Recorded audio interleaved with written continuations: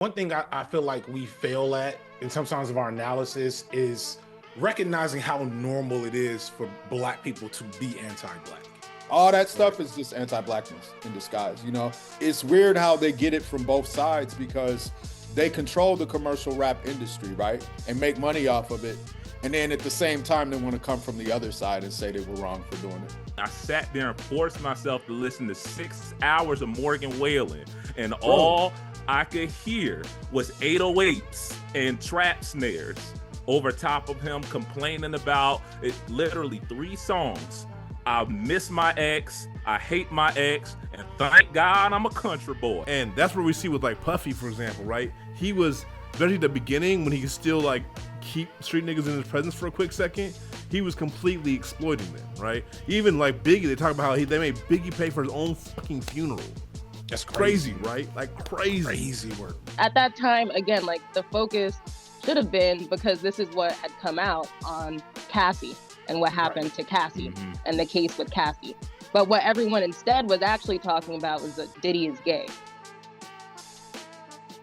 So every time there's a Florida man story, it's sent to me. Every time it just does something, it's sent to me. And I have to have all the answers, you know, as someone who's from. And I try, but damn, you know, people ask a lot. Shout out to Mike, because Mike was, what year was it you were #1 MC in Portland? 2016. Damn near a decade ago. That's if you had a kid. We getting old.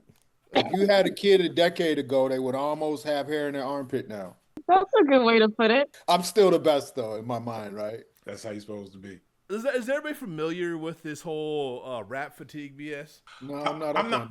I'm not super sure. I've heard some of it, but I've actually just ignored it overall. Because whenever I hear fatigue around anything Black, and it's not from like a sociology textbook that I read 10 years ago, I'm ignoring it completely. And I low-key ignored that too. So yeah, it's the new buzzword for Nazis. Just fash, bro. But, you know, I am somewhat familiar. So what I've been hearing is like, oh, why aren't there any like Billboard charting like rap songs this year? Compared to previous years, this year, there's not a lot of rap on the charts. That sort of thing is what I think of as rap fatigue. Oh. And a part of it is them saying that like the reason people don't want rap on it and being the billboards is because it's so anti-women, it's so pro-violence, it's so all the respectability politics talking points that we've heard. Literally, it's not even a new argument; it's just a new name, right? Like it's like So that's just dumb because like last year, A Lot Like Us was on the charts for like 2 years straight. Like, what are they talking about? So that you know, it might be backlash. I feel like a lot of anti-Black stuff that disguises itself as pop culture critique. It's really just anti-Blackness, but aimed at something that we do, right? Yeah. So whether it was guys who were wearing their shorts were too baggy in the NBA, or they showed up without a tie and a button-down shirt on, all that stuff is just anti-Blackness in disguise, you know? Yeah. And it's weird how they get it from both sides because they control the commercial rap industry, right? So they're the ones who saturate us with a very limited spectrum of what rap music should sound like and make money off of it. And then at the same time, they want to come from the other side and say they were wrong for doing it. Yeah. That's wild. And actually, the wild thing if you haven't heard of it, because one of the people who like got the biggest videos on rap fatigue clipped you out of context from a Little Kim video to try to like bolster the argument. Who? I forget her name. Hold up, I have to look up her name real quick. But if you put in rap fatigue, she'll probably be the top one.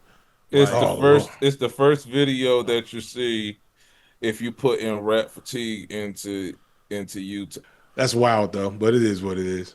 The thing is, like, when I see this, right, it's like you think about, like, Bone Thugs and Harmony, we don't fuck with them thugs type energy, right? It's the same thing, but it's just played. And the thing is, like, it is anti-Blackness, but it's anti-Blackness brought forth by us, by Black folks, right? Because the first voices were Black voices. There's a lot of white people saying shit now, but then that was, like, at least the first voices that showed up on my algorithm. So maybe I'm wrong about that, but, like, as far as I could tell, that's the first thing I heard of it. And it's like, goes back to that respectability politics, but it also is like I think there's this thing of like talk about hip hop isn't deep and there's like, you know, it's just ignorant shit, right? Or like gangster rap isn't, and it's like y'all don't listen to gangster rap then.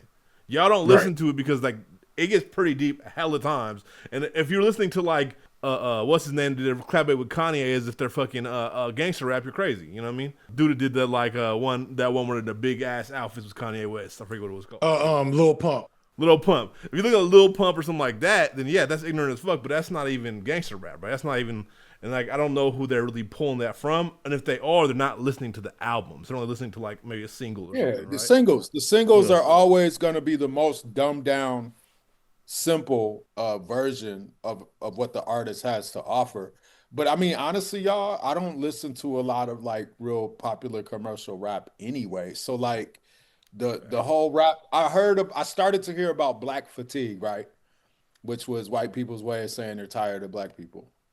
But I hadn't even heard about the rap fatigue stuff. Just this morning I saw some woman had and the sister was making a good point. She was talking about how it was a reel on Instagram about how she was glad that hip hop wasn't in the top 40 because it's time for hip hop to not be on some dumb shit in terms of the dumbed down commercial, watered down stuff that we're used to hearing. And she was like, it needs to be taken back to being conscious and uplifting the things about our culture that haven't been commodified, you know? And I was like, I was feeling what she was saying. So one thing is one thing I feel like we fail at in sometimes of our analysis is recognizing how normal it is for Black people to be anti-Black. Does that make sense? That makes a lot of sense. Like it's a kind of the analysis is hard because it's so second nature. Mm-hmm. And in some contexts, critique and like correction and mentorship and genuine like, hey, let me help you out can come off anti-Black. It can come in almost the exact same package. You know what I'm saying?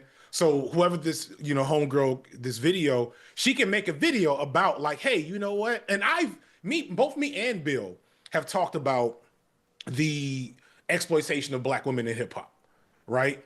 And we've hit the exact same notes. We've hit opposing notes. We've touched all around it. And in some situations, either one of us, depending on who's hearing it, can be like, he sound ashy. This sounds low-key misogynistic. This sounds this, that, and the third. But the ethos is always the same, but under some context, that's just a thing that exists within the Black experience, is that when you have dysfunction around you and you want to address it, and then you address it publicly, regardless of how much empathy and like context you try to put on it, there is an anti-Black undertone and connotation that can be pulled out. And because that's so secondhand and natural, folks can make that the entire thing and not realize what they're doing sometimes if they don't have certain critical frames on how those conversations can sound better. Not to say that you give them a pass per se, but like just kind of speak to the bigness of the problem. Sometimes though we paint ourselves in corners because there's a way to be on code. And I think we imagine being on code is what the majority of our people would co-sign. But sometimes being on code isn't really a holistic way to be. For instance, we couldn't be critical of Kamala Harris because a lot of us would be seen as being anti-Black woman, right? Or misogynoir. But now we have somebody that I've been feeling for a long time, Jasmine Crockett, but she's coming with the pro-Israel stuff, right? And at a certain point, we have to be able to draw the line, even if we like things about somebody. Yeah, I just wanted to add to that point on Kamala, that I definitely feel like it was a mistake for Megan Thee Stallion to attach herself to the Kamala Harris campaign. Because when Kamala lost, everything surrounding her and everything surrounding that campaign went totally silent. There haven't been a lot of, I guess there's like some Cardi or some stuff coming out this year. But ever since she lost that campaign, it just seems like the femme rap community has been like very silent. And I think that's the reason, because they attached themselves to something that was doomed to fail. And then I people also, blamed it. They said, "Oh, you had Meg twerking at the what's it yeah, called? That's why exactly. you She lost." became the scapegoat for a lot of Mm. things. And I think female rappers became the scapegoat for a lot of things because of the Kamala Harris campaign. But I also want to say that part of this has to do with some longer standing trends in rap that I've noticed. I'm really tapped into my local scene, and we really lost track our local sound. Everyone started trying to sound like ATL. Everyone was trying to sound like they were from the Northeast or from Chicago when they weren't, when they had their own histories that they should have been studying and pulling from and mentored within. And at a certain point, that stopped happening. And I think that was the thing that really hurt rap as like a communal thing. But I'll also say that I go out, like to shows a lot. I just went to an Earl Sweatshirt concert a few weeks ago. Conscious rap is popular.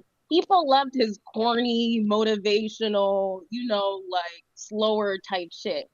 And they were singing along. And maybe this was a Miami thing, because low-key bro was surprised too by the way that the crowd was reacting to usually like some of his worst performing songs.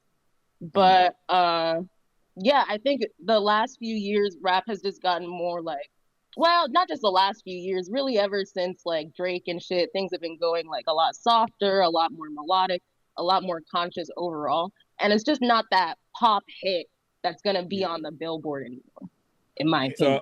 So I have a few thoughts. And this is kind of piggybacking off of some points that Ronan was just making.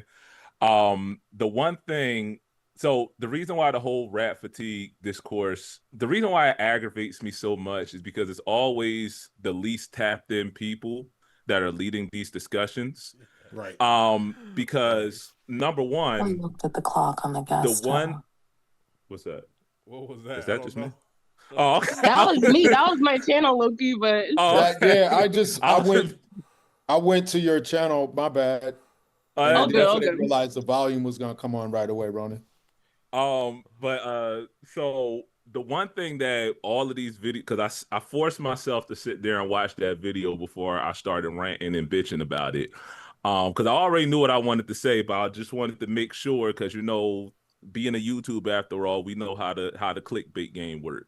But the one thing that all of these videos, all of these TikToks never bring up is the fact that the number one reason why there was that period for like a week or two where there were no hip hop tracks in the Billboard Top 40 is because they changed the rules. That's the number one reason why. And nobody brought that up because they wanted to go with their narrative. Now, two, the other reason why I hate this argument, and shout out to Company Man. Company Man did a little short video about this a couple days ago, and it's something that I brought up on the second channel, is that hip hop is ubiquitous at this point.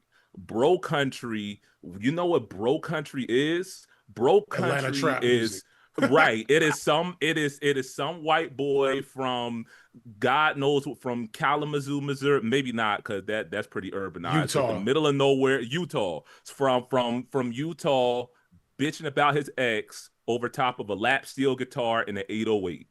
That is what pop country music is.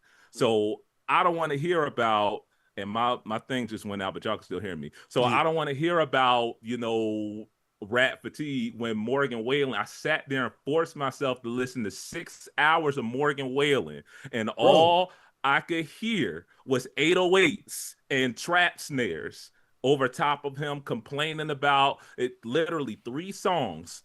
I miss my ex, I hate my ex, and thank God I'm a country boy. That's all Morgan Wallen is. And which leads me into this point. If we're going to talk about hip-hop having repetitive themes, if we're going to talk about hip-hop having a problem with misogyny, why are we not having the same discussions about country music? And I can say this as somebody who has low-key been tapped into cut. That's what folk don't know is that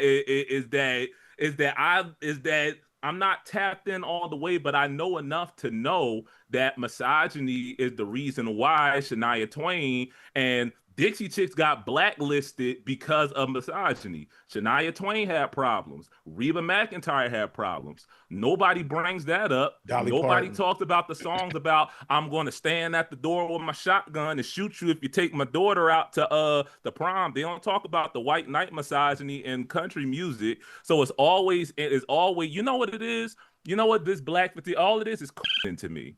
That's all it is. It's that's all it is that it's attempting to make what ultimately the ultimate problem with, if you would ask me, is the attempt to validate blackness through the lens of white supremacy. You are practicing blackness through a white supremacist framework and failing to recognize that you will never be worthy. Blackness, no matter how respectable you try to make it, no matter how palatable you try to make it, it'll never be acceptable in the eyes of whiteness. They're always going to find a reason why. So what's the point sitting up here, tap dancing for master, talking about I hate whenever people use Meg as an example. I'm not even a Meg Thee Stallion fan, but I can tell you just off of the little bit that I've listened to, Bands and Booty Meat is the singles.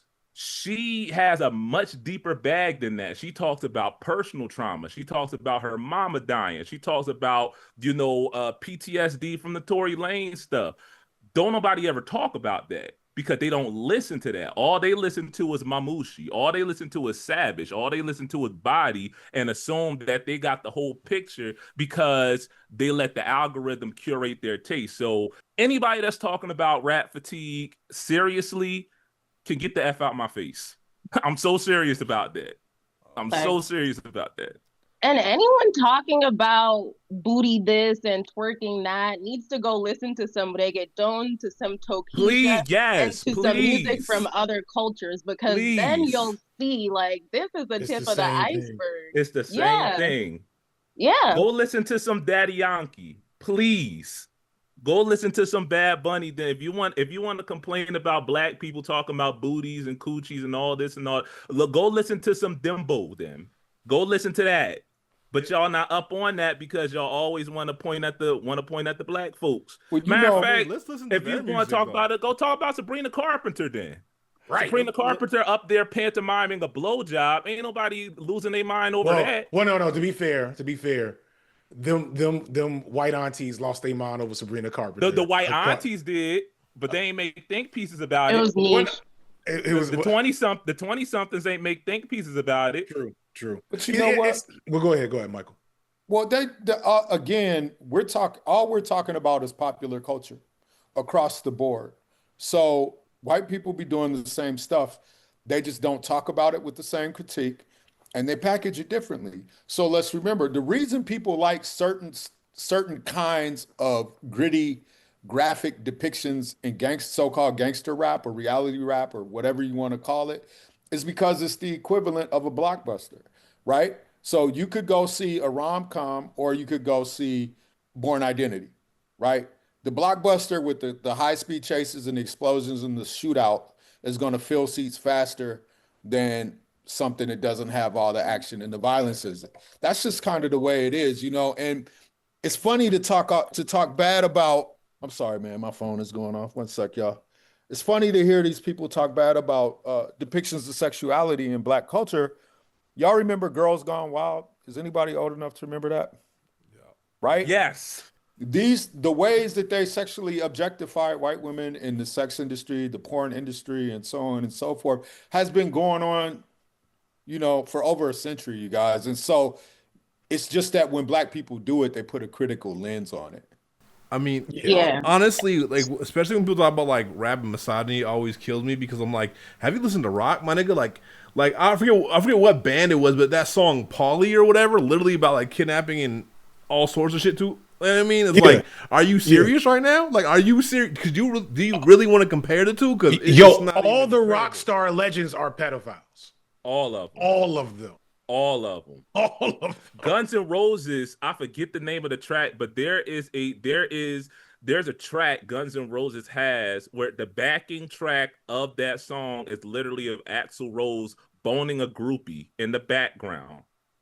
That is the backing track to that song. But that was legendary. Yeah. You know what I mean? It goes back to, so it's something that Bill alluded to, Bill bringing in the, what's his nigga name? What is his nigga name? I got a book over here somewhere. The Frank Wilderson Afro-pessimism. In that there's no, the real key is that there's no like gain to be had in anti-whiteness. Right. So, you can't make a YouTube career out of complaining about anything that Black people do. Whereas these YouTubers, I'm happy about that one. I'm happy about that was a good one. You about to trademark that right now? You know what I mean? Oh, that's about to be for real. You better trademark that because I'm gonna take. Hey, that's about to be a B-sides next week. The YouTuber epidemic. These YouTubers, they all got the same video. I'm not gonna put that on Janae Daniel yet because I ain't watched her video, right? But y'all know who I'm talking about. I usually don't say their names. I don't remember their names, but they all got the same exact video. It's a picture, usually of Black women, or it's sexy red. You know what I'm saying? They make 3 videos. It's the problem with Black culture, right? Street culture is dying, right?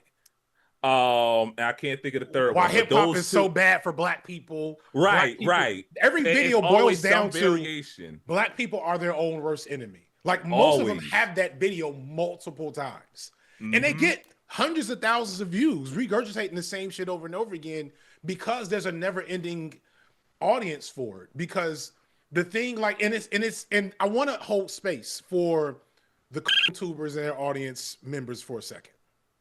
Because again, as I said earlier, when you grow up in America under white supremacy and you are Black, the anti-Black analysis framework is a natural thing to go through at some point. If you feel like if you're looking at Black people, how they're depicted around you, how they're depicted in the media, you look at Black kids in your general space and you haven't been given a certain analytical framework, then you're liable to think, well, something just must be wrong with these niggas. And then if you act upon that instinctual feeling a little too much, niggas be like, oh, it's something wrong with your ass. And then you're excised from community. And then that just allows that sentiment to build more and more and more because now you're outside of community. You know what I'm saying? That's how Tyler, the Creator, becomes a thing. The video I got coming out on Monday talks about that. I had a conversation with my son a couple of months ago because my son is old enough to start like seeing, he's 12. So he's middle school. He's starting to like develop a sense of identity. And he feels a sense of distance from, he goes to a predominantly Black school. It's like 65, 70% Black. The prominent Black kids and like the way they move is just not his energy. You know what I'm saying? My son likes anime and soccer. You know what I'm saying? So he's cool with a lot of white kids because of that. And he felt some type of way about that because he's also my son. And he was like, Dad, I don't feel like something's wrong. Like, I feel like I'm not really getting along with the Black kids as much as I would like to, and da-da-da-da. And I was like, hey, you'll get it eventually, or you won't. You still a nigga. Trust me. Right. Trust me, you still a nigga. It will not make you just be a nigga that plays soccer and likes One Piece. Trust me, you'll figure it out at some point that's still your community. And if you got some white homies on one, his main white homeboy father went to fam. Uncle went to fam. So he's working on his own Rory or some bullshit. And I'm like, yeah, we'll figure that out. We'll make sure he's better than that. But like, that's just the nature of the beast. And so we have to develop better analytical frames for this shit. I think that's really a lot of what we're doing tonight, is because while I do want to make the YouTuber video, I might have to leave that to you, Bill. Just because I it's not on. Why are you gonna leave it to me? It's not on brand. Because one, I don't want to say their names. I ain't gonna say their names either. And two, I'm gonna want to be nicer than I think is necessary. So what that sounds like is that has to be an Overthrow FD collab, because I think that we there you go, make it work. The YouTuber epidemic. Yo, the struggle is real, and this is not easy. So if you can, donate to the Patreon. Before you do that, I need you to do one thing that's really important. My comrade KK's cousin just got murdered in the Bay. He's a young 16-year-old boy, and his family's having to pick up the pieces. They have a fundraiser to help bury him and make arrangements. So please, if you got that, first and foremost, go to that fundraiser. Link will be in the description and support their family. I am not as mean as y'all make me out to be. I make space by the end. But I also be like, you got to come with the right energy. You know what I mean? Because I ain't got patience. You got to come in willing and ready to learn. Because I ain't got time for I don't got. With the it's complex because of that Tyler the Creator, like, because I know he was getting cooked. When you look at a picture of Tyler the Creator when he was like 15, that's a nigga that was getting cooked. Like, I understand how if you don't have nobody to cocoon you at the right time, you might think wearing a Klan hood is funny. What? Damn. Oh, you ain't see that? No, I don't know. Don't even worry about it. Don't even worry about it. It'll come back up in another 5 years. It always does. 5 years, 5 months. As soon as the next group of Flower Boy fans discover Goblin, they'll come back up. Yeah. It's funny. There was an HBO show maybe a year or two ago that came out about a comedian who's Black and gay and has known Tyler the Creator for a long time. And I saw Tyler string this man along for years and years. And that was the first time I ever really saw bro. Ever since Loiter Squad, like I recall that show on Adult Swim. And then it's like a long stretch of time. And that's funny because I didn't like Loiter Squad. I hated. I was a non-smoking weed head, so I loved Adult Swim cartoons to like fall asleep to. And Loiter Squad always like woke my ass up, so I never always hated that shit. And I like Edgelord Tyler the Creator. That's my favorite. Real talk, I prefer that over his Flower Boy era because I heard because I grew up on Andre 3000. And like, you're not going to replace Andre 3000 for me. So I appreciate what if Eminem was an angry Black kid instead, but also could rap. So I don't have to listen to Hobson. Oh, I'm about to say, I'm an angry Black kid. That's Hobson. I don't know. Right. Yeah, let's not go too far. Dial back to the rap fatigue shit and to also lead into the puffy shit. I think a lot of it is just not having love for or just hating street niggas specifically, right? And making it like the scapegoat of everything, right? Because the idea that like street rap or gangster rap is ignorant is one, bullshit, but two, it just fundamentally feels like people trying to do the whole separate themselves again. Like, we the good blacks, they the bad blacks thing. And not only is it not accurate, but it leaves space for specifically, and when we start to move toward Puffy, like street niggas to be victimized, right? To be by people who aren't necessarily street, even though they might wear the veneer of it when they can, even though it doesn't look real on them, Puffy. It opens that up, and not only is that like, I think that's just a real thing in general, and like in our community, is that if people who are more well-to-do will allow that violence, but it's because they want to distance themselves from that reality, because to be closer to that reality means in their head that like they will then fall into that reality, right? Then they'll lose access. One of the things that I've always noticed about the so-called street nigga, right, which some of our revolutionary forebears and ancestors might have called them the lumpen proletariat, is that the street nigga always has to be delegitimized in parlance, popular culture, and dominant narratives. They always have to talk about him as if he's, or her, they always have to talk about us as if we're subhuman, unintelligent, the lowest kind of variation of the race that the race has to offer. But the thing about it is, the reason they do that is because what the street nigga represents is untapped militant potential. The ability to organize oneself to live outside of the dominant culture, parallel to the legitimate economy, to have wealth and power without asking for it, to be able to go out and take it. If that threat was organized into a political force, then this society would change. It would be transformed overnight. Now, think about all the things that are acceptable for so-called niggas to do that's just as reprehensible as what street niggas get criticized for doing. If you want to get a $50,000 signing bonus and go run up in people's houses and break up families with a gun, you can do that shit for the government. You could do that shit for ICE. If you want to get money to go to college, you can get the GI Bill, but you might just have to go to a foreign country and murder people and participate in genocide. You You want to see be what a I'm cop? saying? But it's all right if you Yeah. do it for the state. Well, That's like, real. one thing I always is I tell people this all the time is that the most revolutionary thing you could do is not pay taxes. You know what I mean? So it's like this. There's a reason why the feds only really go after two people. It's two things you can do if you really want the feds to come get you: commit fraud and sell drugs. Why is that? Because the feds are not getting a cut with those two offenses, right? So, like you were saying, there is a conscious effort to delegitimize.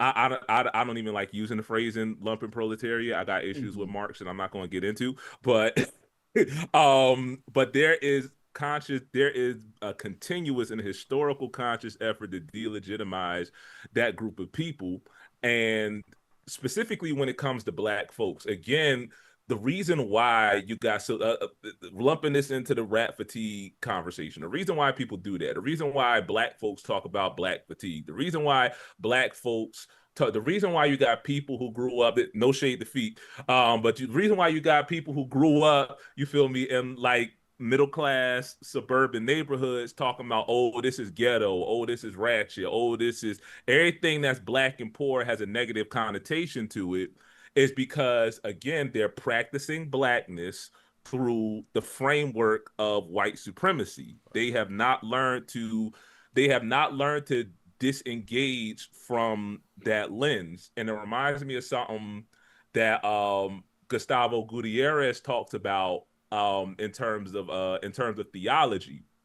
And he made the point that a Eurocentric theology, well, talking about, Western Christianity, period, that it is inadequate to addressing the particular issues, particularly when it came to Latin Americans. And then James Cone took that and then applied that to Black folks and said, we don't see God the way that y'all see God, because we don't see God through a white supremacist lens. Y'all see God as a God of static order, a God of get in line, a God that maintains, the order of the universe or whatever. But we look at that same Bible and we see the great liberator God. We see go down Moses God. We see swing low, sweet chariot God. That is our framework. So your theology is inadequate to addressing our condition. Piggybacking off of what Mike was saying, because I heard some Fanon in there. So piggybacking off of that, Fanon makes the point about the street nigga being the most divorced from the dominant ideology, right? And he talks about the more you are able to engage in the dominant culture, the less revolutionary potential you have. Black folks who are able to participate in that culture wind up donning the proverbial white mask. You know what I mean? So effectively, what you are attempting to do is take the white man's culture and then dress it up in the Black man's clothes. And that's not going to work. You got to tear the whole John down.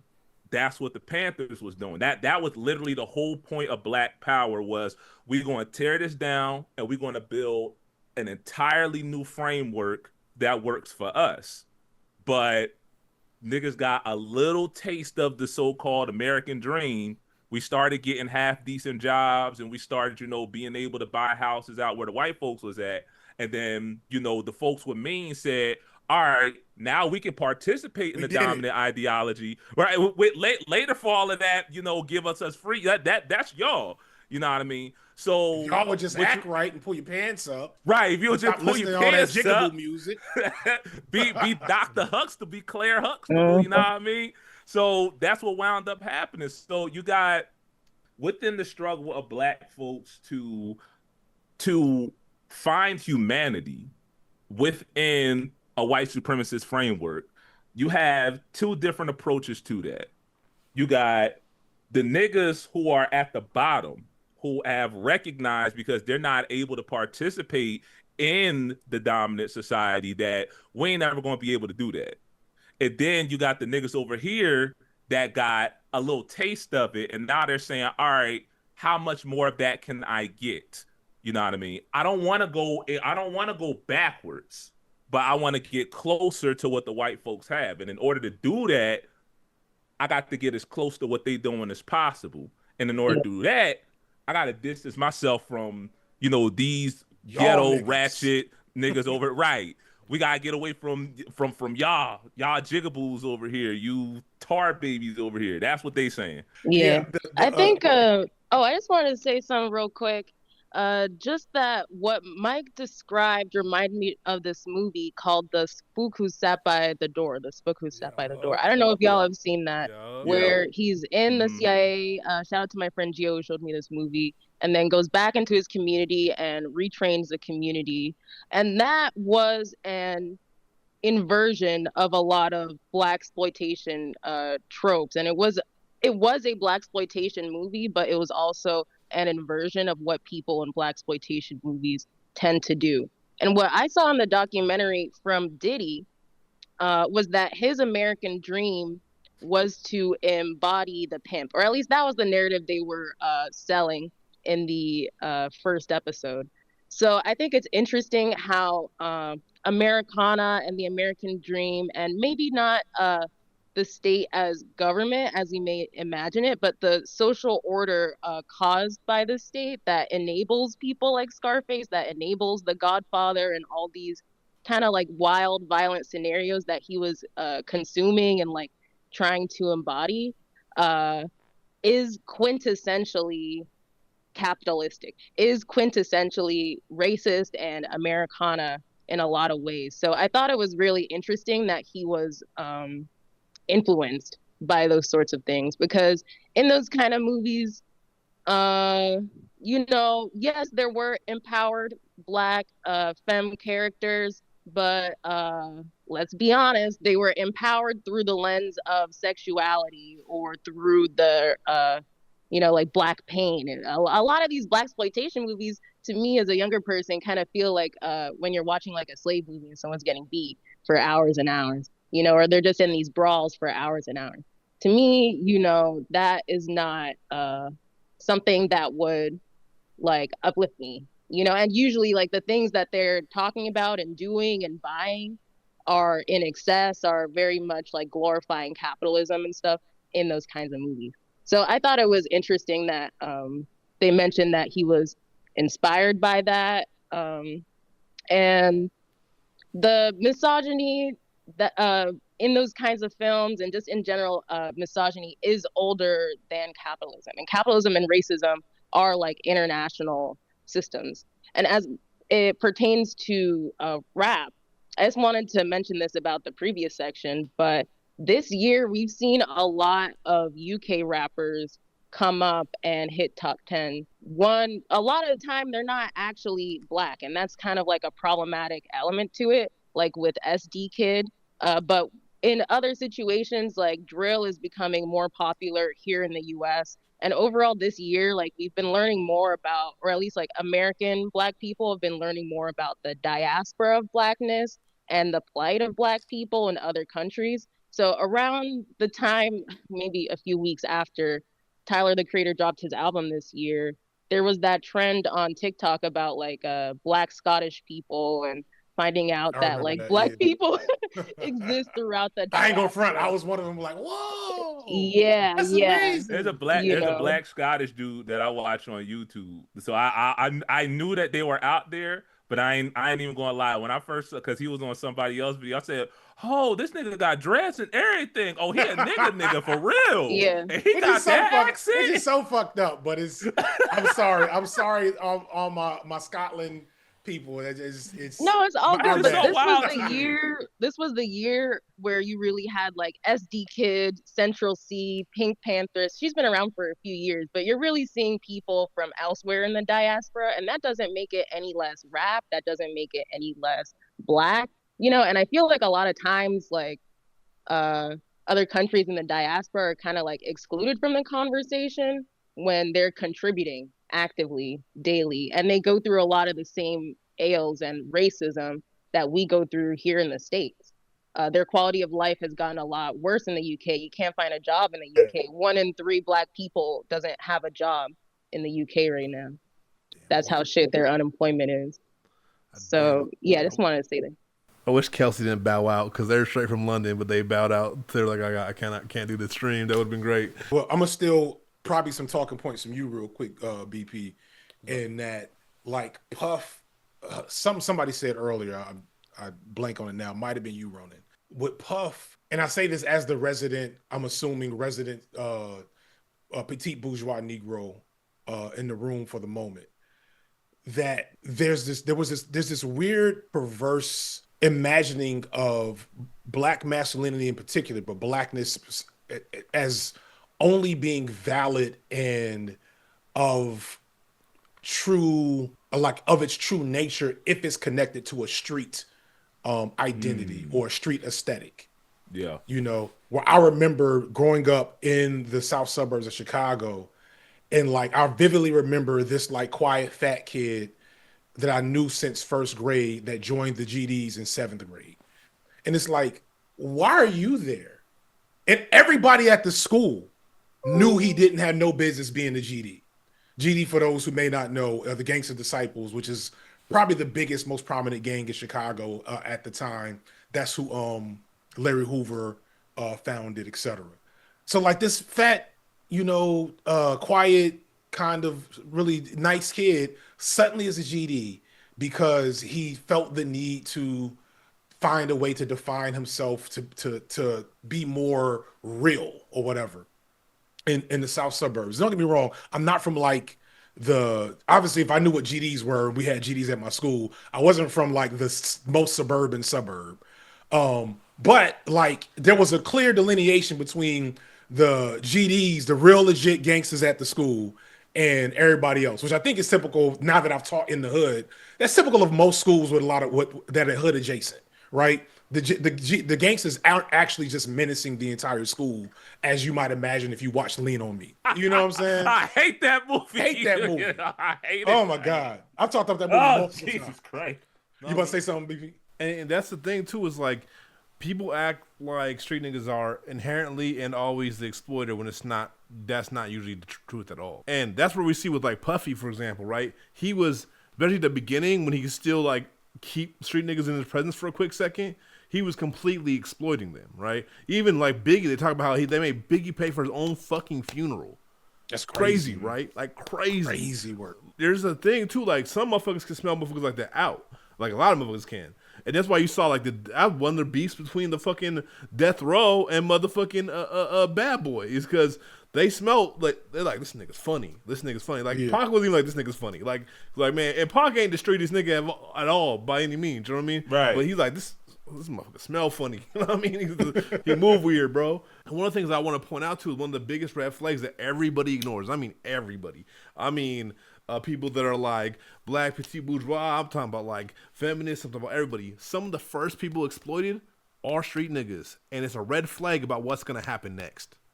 Right? It's a red flag, and that's exactly what Puffy did. He played street niggas first, and then decide how far he can push it, until this motherfucker's a monster. Like, you know what I mean? Well, that's the music industry in a nutshell, right?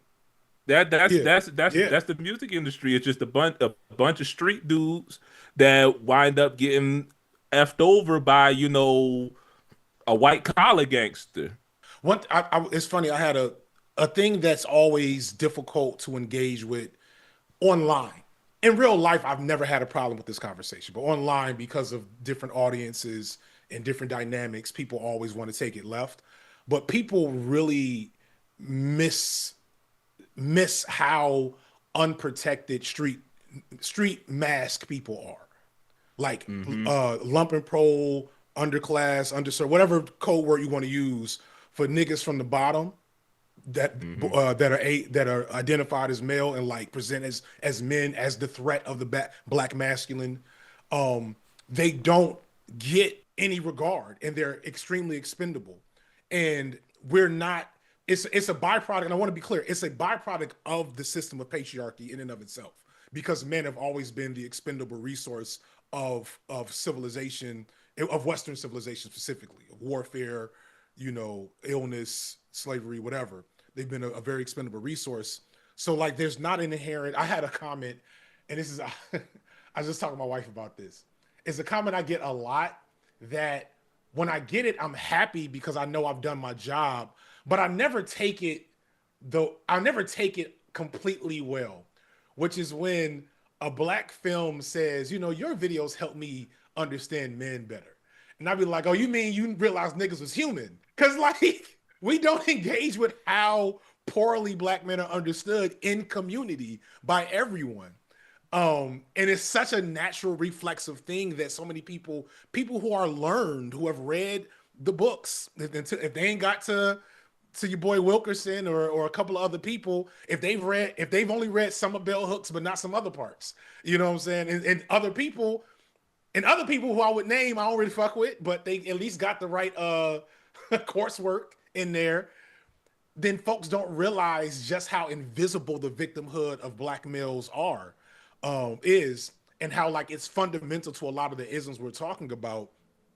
And it's just it becomes this impossible thing to talk about, because for every person that's just ignorant to that blind spot, there's also legitimate bad faith actors and people with agendas that, for that same, like, that are just as bad as these black fatigue coon tubers, and they don't realize it. They think they're doing the knowledge by making 15 videos about, Kevin Samuels or whatever. And it's like, all right. Yeah, but I gotta be honest, especially as it pertains to this Diddy situation, I'm pretty sure every person involved conducted violence against women habitually. I'm pretty sure P. Diddy was beating on his girlfriends and his wives before the artists that he targeted in work. And I feel like the domestic violence, like the violence that happened at home, they mentioned in the first part of the docuseries, like that happened to him by his mother, but also just how he would treat women in his life. Like he was beating on people. A lot of the people like in the documentary, the people who made the documentary also beat on women. So I feel like I want to be clear. Like no, I'm not really talking about that. I just mean like in the context that we're talking about here, like, specifically, all these people specifically did that. So I feel kind of uncomfortable, like bringing that in. You know what I mean? Like the misogyny part of it. So I don't want to make you uncomfortable, but I do want to challenge the framing I want to challenge having it be a contest. I want to just say that Diddy was a horrible person because he beat and raped black men and women and shot people. And that the patriarchy of it allows him to beat and abuse women because that's okay for a powerful man to do. And the patriarchy of it also says any man that was victimized by him deserved it because he wasn't a real man. And I think what BP was getting at and what I was trying to kind of like amplify is that we don't think about it being abuse until the victim is a woman. And then that allows people like Diddy, who I'm sure was smacking dudes up and doing all kinds of grimy stuff to hood dudes. The blind eye there was just as significant as the blind eye to what he was doing towards insert any girlfriend here. And the totality of the problem can't be engaged with if we only act like it's a crime if it's happening to women, I think is what we're trying to get at. Yeah, I definitely agree, especially because when all this Diddy stuff came out, there was a lot of like queer phobia online. Right. Like the first thing that came out about Diddy was, oh, he's gay or something like that. And then suddenly men were on his side, by the way. Yeah, but in that context, like it does kind of like erase like again the misogyny part of it. Like it was at that time, again, like the focus should have been, because this is what had come out, on Cassie and what happened to Cassie and the case with Cassie. But what everyone instead was actually talking about was that Diddy is gay. And so there was no actual attention put. I know it sounded like people actually care about victims that are non-men, but they don't, you know? Yeah, I don't disagree with that. I don't think they did. I don't think they did because they wouldn't have made it into a joke. It became a no Diddy thing. It became, you know, the baby oil thing. It just became jokes to them. And I just want to clarify too. When I'm saying like preying on street niggas, I'm not talking about the SA shit. I'm just talking about the boldness of the amount of foul shit he could do publicly, and by doing that, it emboldened him to go further. And that's kind of what I was trying to get at with that. I wasn't trying to like dismiss the like violence to Cassie or the long list of women he abused. It was like the steps that allowed him to embolden start off in specific ways, and by him consistently being allowed and being contoned around certain people to abuse, then it extends how far he thinks he can do it and how publicly he can do it. And I feel like that was what I was trying to speak on, is how it just built upon each other, and because people wanted to turn a blind eye to one thing, it was then it became more and more and more and more and more. You know what I mean? Yeah. Yeah, but when it comes to the origin point, like where it all started, I feel like it definitely started in those domestic settings, and especially like within his own home. Like he got a lot of these ideas from apparently like how he was treated by his family and his mom dressing him up, giving him this idea of like rich and grandeur when he was in a context that wasn't really reflecting that. So yeah, I definitely feel like he got his start like thinking about, I guess, his father, who he mythologized as this pimp, patriarchal head of the family, and that is really what like started him down the road of exploiting more and more people. I'm just saying that I don't think it necessarily started at street niggas. I think it started much earlier. That's the only thing I'm contesting. Yeah, and I feel when we talk about like him being abusive, I 100% agree. When I think about him, is infrastructure building to be able to be what it became. I think a lot of that came off of bouncing that about those permissions given by people, not so much about where his abuse started. Because I think his abuse definitely started way before, obviously. Like, you know what I mean? Like, so I didn't watch what was going on with his mother. I remember hearing that come out. That was one of the many sensational things come out that supposedly his mother was serving his bodily fluids and macaroni and cheese or something like that. Yeah, that was not in the documentary, but I don't know if you saw that art piece with the belts. That was like I hate you because I love you or something like that. So it was a similar dynamic where I suppose he would technically do something wrong, quote unquote, and then he was beat by his mother. So that's the idea. So he was beat very regularly and frequently in his childhood, is what they said in the documentary. Got you. I do remember that part. I do. Yeah, and also the crazy thing is like he also at one point, I don't know if that was before he's famous or when he's famous, but put hands on his mom, which is wild, by the way. Like I don't care how much your mom or family like to have like, you know, there's like standing up to him if they're using one thing, but actually putting your hands on them, like that's wild. Like my grandma beat me their whole life, all sorts of foul shit. I stood up for myself at one point, but I never put my hands on her. You know what I mean? It was like, you know, it was like, no, you're not gonna hit me no more, but I'm not gonna do nothing to you. You know what I mean? Like that, and that's a wild thing to even think about. I don't know, that part of it to me was like speaking to his character, and it's also kind of wild because he reminds me so much of my old roommate who tried to kill me. he legit like also. I'm literally gonna do a video on my other channel about that at some point, about how like this dude moved like Puffy moved, and like even mannerisms was kind of wild actually. I wanted to put out there that I think kind of synthesizes a lot of where we're going with it is the thing that I think Puffy was only able to abuse and harm at scale because he scaled up from like section to section, vulnerable victim to vulnerable victim, until he had enough people. Like I was arguing with somebody earlier. They were like, we're not arguing, but like, I don't know what, at some point, you know, you have, how many conversations have we had collectively in our greater communities? But like at a certain point of conversation was like, you know, I don't have a lot of sympathy for his victims that were benefiting from his empire. And I was like, is there, you know, something to people that turned a blind eye to the victimization of others to get their check? Sure.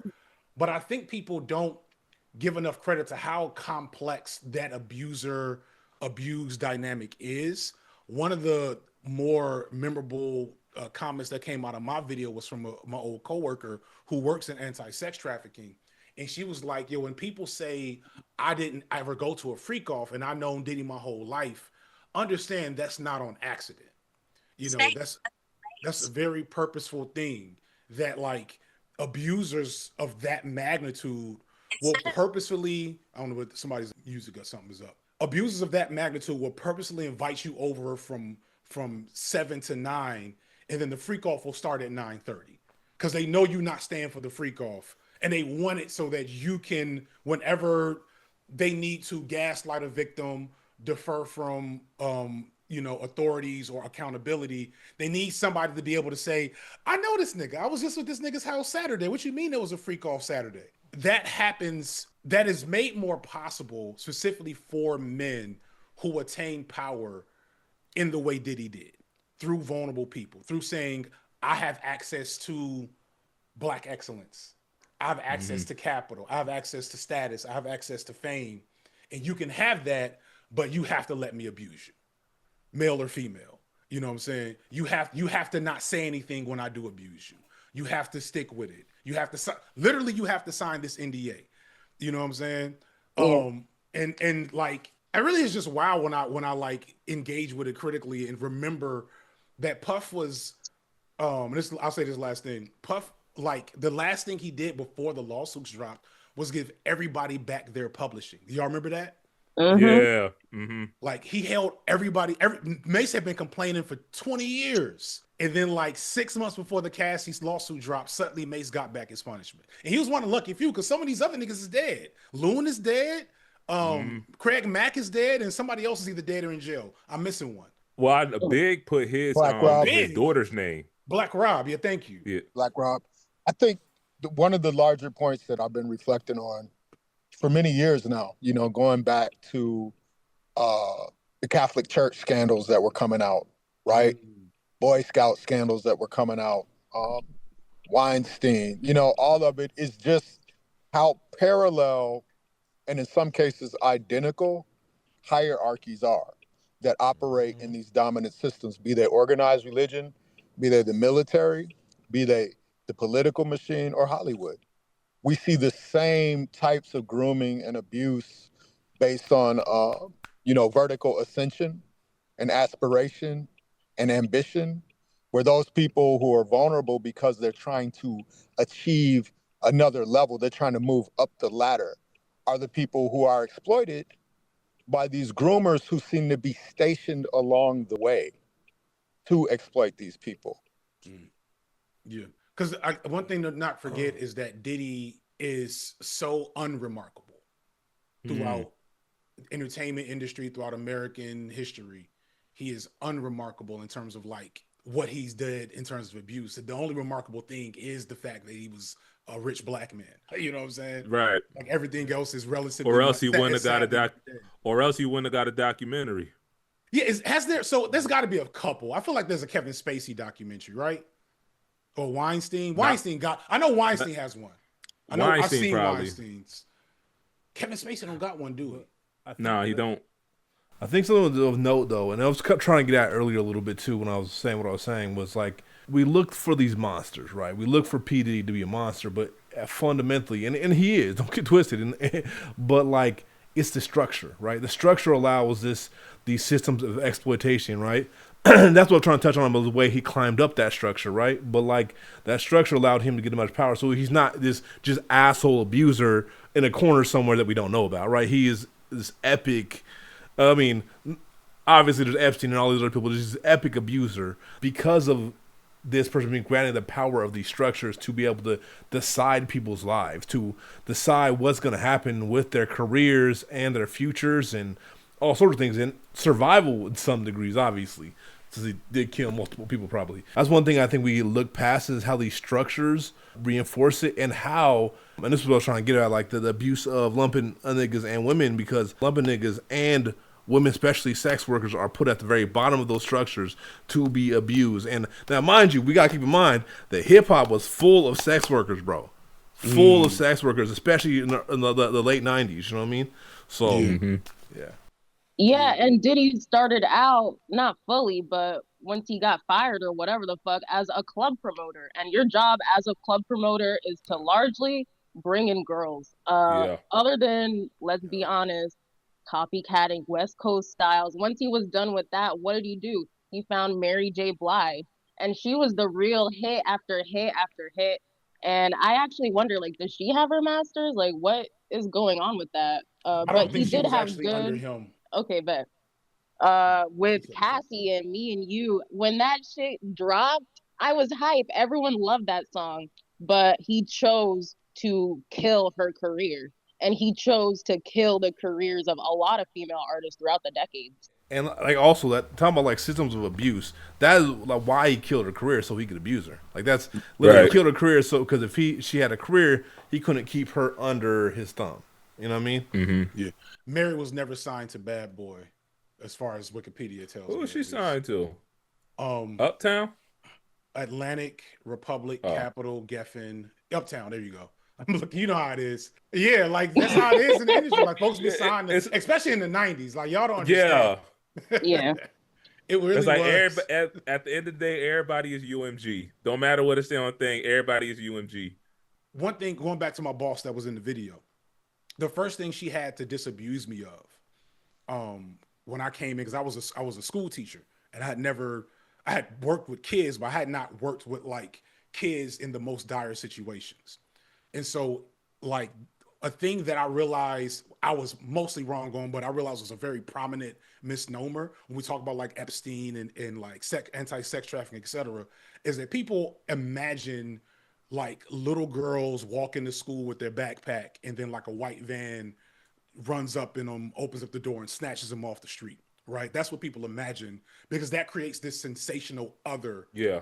to the crime, to the abuse of like that type of world, right? But the reality is, sex workers and like street niggas, et cetera, exist in the same like environment of lack that makes them a target for people that want to pimp them out, that want to exploit them. And you're more likely to help a woman dealing with sex work by just giving her resources to not have to do the work. And you're more likely to, and she's more likely to be exploited the least resources she has. There was a statistic that's like a girl that runs away from home will meet her pimp within the first by the third time she's ran away. She'll have met the person that will try to pimp her out. And so when you come back to Diddy, who was from Mount Vernon, like Mount Vernon, and Bill, correct me, but Mount Vernon is not like Harlem in the 90s. It's not, you know what I'm saying? And went Mount to private Vernon schools. is the suburbs. Yeah. So Diddy's Like that's the real suburbs. That's not like New Rochelle. So that Mount Vernon is white picket fences. right. So went to from Mount Vernon, went to private Catholic schools, and then went to Howard, especially at the time, most prestigious HBCU in the country, and still one of the most prestigious today. So like for him to take all of that and then turn it back toward the most vulnerable Black people he had access to, and say, how can I extract? You know, is the thing that is missed, and that's what I want to say. Is that the thing that frustrates me the most is the absence of system analysis. Because what people love the most is the monster. That's the true crime. This is a true crime story, which is why it keeps getting retold over and over and over again, because true crime, people love to eat that shit up. And it is frustrating when people tell the story of Diddy and only tell it through this way that turns him into this unique monster that isn't being repeated at a smaller scale in a hood near you. You know, so yeah, because they need a bad guy, they need a monster. It's way easier than to think about. Than it's like the structure, and that abuse is not rare. It is all around us, and like so many people, including a lot of people who hold themselves up as not being like that. So many people are complicit in it, at least. You know what I mean? Like one of the things with those structures is like, we can talk about like, you know, how the men were abusive because they were, but there's also like how many women were also abusive and were complicit around P. Diddy. It was like everybody. And the thing is like, because we try to like make it like, oh, this is the bad guy, this is the villain, when really we need to put that lens on everybody and all of us. And I want to say all of us, I mean us individually too. You know what I mean? So let me roll up out of here, man. Appreciate everybody. Coon Tubers Gotta Go video coming to a screen near you. Edited by BP. Yeah, I need some edits. All right, man. Peace and blessings, y'all. And like I said, I'm not expecting us to do this whole conversation justice because, like, this, to be real, we can't. We don't know enough of the details. Yeah. We know what was allowed to the public. You know what I mean? But I just appreciate the intellectual, level of the conversation. Whereas a lot of us are having conversations that don't go deep. So thank y'all for your minds. I say ditto to what Mike said. Yeah. We don't sharpen without like pushing it back in turn and seeing each other blind spots. You know what I mean? So yeah, especially because I mean that's kind of like the patriarchal violence has a lot of different facets in this situation, but it's the core of the case. The core of the case, especially because there were so many like sex crimes. Yeah. With P. Diddy. Oh, one thing I wanted to wrap it back to a little quick before we go, I want to point out, like, when we're talking about, like, P. Diddy's class thing, I just want to point out, like, people, the purveyor of a lot of the critiques of the rap fatigue people, like, I want to point out, he isn't the motherfuckers who are actually affected by that, are actually living the stories that everybody's critiquing, but it seems a lot of the people who perpetuate it are the people who are not from it and abusing the people who actually live it. And I just wanted to point that out because I think that's something that gets overlooked a lot. You know what I mean? Editors know real quick, like, I don't feel like I articulated that very well. So I want to clarify what I was trying to say. The claims from the rap fatigue is that violence and misogyny is why people aren't fucking with rap no more. And I wanted to point out that Puffy was the purveyor of those things they're trying to critique. However, he comes from their class, which is the class that often exploits those at the bottom. I remember that brother love shit. He said he went all kumbaya. That was just a few years before all this came out. So sad. We'll see the Pledge of Allegiance.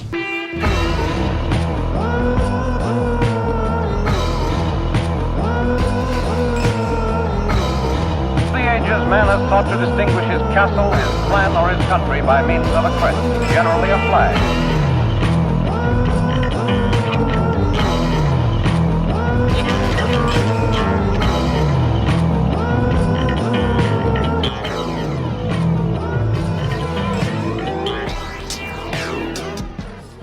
We often speak the pledge without a thought, the state grooming us from birth.